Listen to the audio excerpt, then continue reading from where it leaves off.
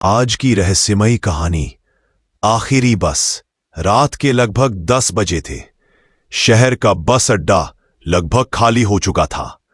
सिर्फ एक पुरानी सी बस खड़ी थी जिस पर लिखा था शहर से ग्रीनपुर गांव। रामेश्वर पहली बार उस गांव जा रहा था। उसके एक रिश्तेदार वहां रहते थे और उसी के बुलावे पर वह आधी रात की इस आखिरी बस में चढ़ा। बस लगभग खाली थी।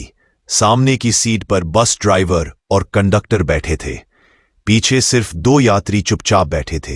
रामेश्वर ने मुस्कुराकर कंडक्टर से कहा, इतनी रात को इतनी कम भीड़, अजीब लगता है।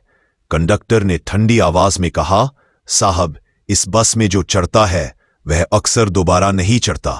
रामेश्वर ने समझा कि वह मजाक कर रहा है, इसलिए बात को नजरअंदाज कर दिया। बस धीरे धीरे सुनसान रास्तों पर चलने लगी। चारों ओर गहरा अंधेरा और बीच बीच में बस की हेडलाइट से चमकते पेड़। रास्ता इतना वीरान था कि जैसे मानो यह दुनिया से कटा हुआ हो। थोड़ी देर बाद रामेश्वर ने उन 2 यात्रियों को गौर से देखा। दोनों के चेहरे अजीब से पीले थे, आंखें लाल और हाव भाव बिल्कुल भावहीन। वे दोनों लगातार खिड़की से बाहर देख रहे थे, जैसे किसी का इंतजार कर रहे हों। रामेश्वर ने मन ही मन सोचा, शायद गांव के लोग हैं या बहुत थके हुए हैं। करीब आधे घंटे बाद बस एक गहरे जंगल के बीच रुक गई। कंडक्टर ने ऊंची आवाज में कहा, जो उतरना है यहीं उतर जाए। रामेश्वर चौंक गया। उसने खिड़की से बाहर देखा। चारों ओर घना जंगल था, न कोई गांव न कोई घर। यहां कौन उतरेगा? उसने हैरानी से कहा। उसी समय पीछे बैठे दोनों यात्री धीरे धीरे खड़े हुए। उनके चेहरे पर अभी भी कोई भाव नहीं था। वे बिना कुछ बोले धीरे धीरे सीढ़ियां उतरकर अंधेरे में गुम हो गए।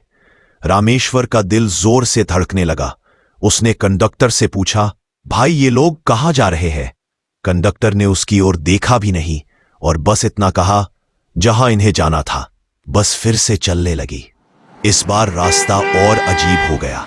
खिड़की से बाहर झांकते ही रामेश्वर ने देखा, पेड़ अजीब तरह से हिल रहे थे, जैसे हवा से नहीं बल्कि किसी अदृश्य ताकत से। उसे महसूस हुआ कि पेड़ की टहनियां खिड़की के पास तक आकर मानो उसे पकड़ना चाहती हों। बस के भीतर सन्नाटा गहरा गया।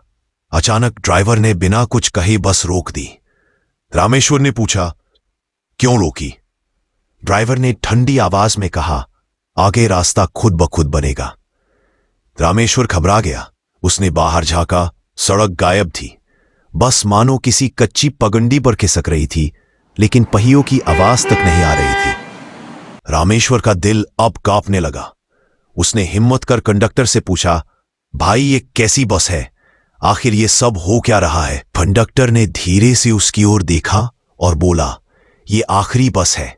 जो यात्री इसमें चढ़ते हैं वे अपनी मंजिल तक पहुंचते तो है, लेकिन इंसानों की दुनिया में नहीं। रामेश्वर सहर गया। क्या मतलब? उसने कांपते स्वर में कहा। कंडक्टर ने उत्तर दिया, ये बस उन आत्माओं की है जो अधूरी इच्छाओं के कारण भटक रही हैं। हर रात ये बस निकलती है और उन्हें उनकी मंजिल तक पहुंचाती है। रामेश्वर का गला सूख गया। उसने चीखते हुए कहा, पर मैं तो इंसान हूं, मुझे क्यों बैठाया गया इस बस में? ड्राइवर ने पहली बार उसे देखा और बोला, क्योंकि तुम्हारा सफर भी अब खत्म होने वाला है। बस अचानक हटके से रुकी। दरवाजा अपने आप खुल गया। रामेश्वर ने बाहर झांका। सामने वही गांव था जहां उसे जाना था। वह हिम्मत कर बाहर उतरा, लेकिन पीछे मुड़कर देखा तो बस वहां थी ही नहीं। सिर्फ सड़क पर धुंध थी और ठंडी हवा बह रही थी। उसने सोचा शायद ये सब उसका वहम था। वह गांव में पहुंचा और अपने रिश्तेदार के घर गया। जैसे ही दरवाजे पर दस्तक दी, भीतर से आवाज आई, कौन? रामेश्वर बोला, मैं रामेश्वर। दरवाजा खुला। अंदर बैठे बुजुर्ग ने उसे देखा और सिहर उठे। उन्होंने डरते हुए कहा, रामेश्वर, पर बेटा, तुम्हें तो उस सड़क पर 3 दिन पहले एक्सीडेंट में मरते देखा गया था। रामेश्वर हक्का बक्का रह गया। उसके पैरों के नीचे की जमीन खिसक गई और तभी उसे पीछे से वही आखिरी बस का हॉर्न सुनाई दिया। अगर आपको हमारी कहानी अच्छी लगी हो तो हमारे चैनल को लाइक, सब्सक्राइब और शेयर करें। ये वीडियो देखने के लिए धन्यवाद और हां, अपने कमेंट करना ना भूलें। आपके कमेंट का इंतजार रहेगा।